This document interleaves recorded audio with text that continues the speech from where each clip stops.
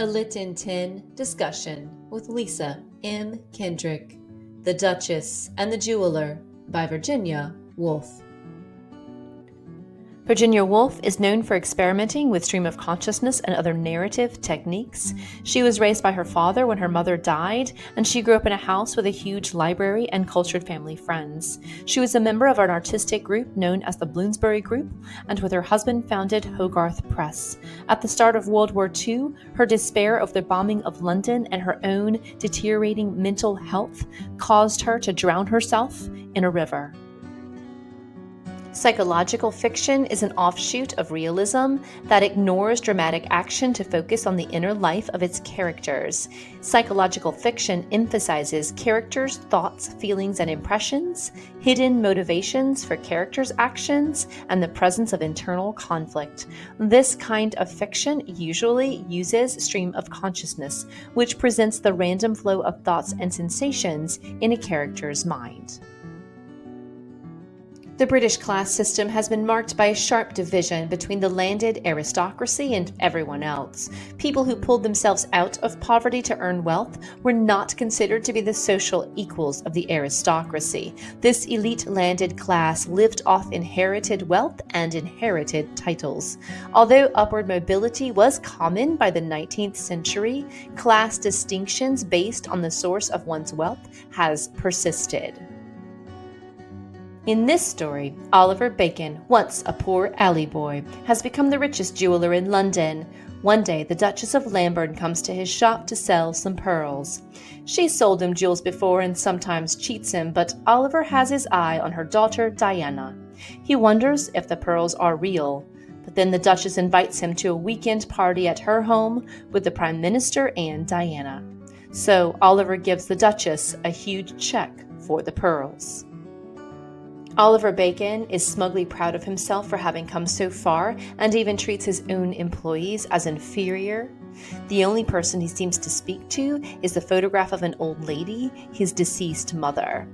In this selection, the narrator compares Oliver Bacon to a truffle pig because he is ceaselessly looking for things of value, and to a haughty camel because he sees nothing but the oasis at the end of his path. In another simile, Oliver is likened to a horse neighing over the jewels in his store.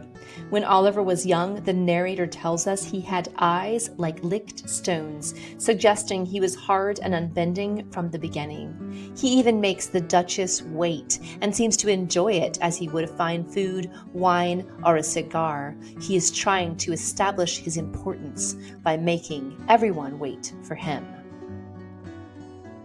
The Duchess is described as being full of pomp and pride, as a wave that breaks, a creature who is overly large and past its prime, a peacock in pink taffeta.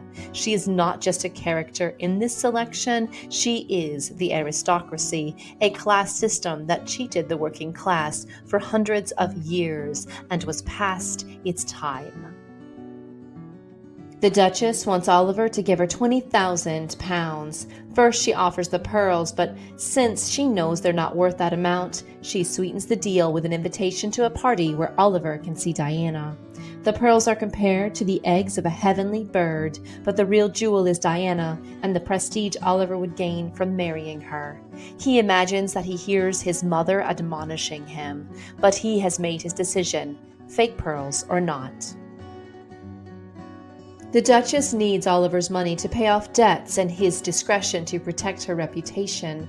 Oliver needs the Duchess' high-quality jewels for his shop and her social connections in order to access the inner circles of high society.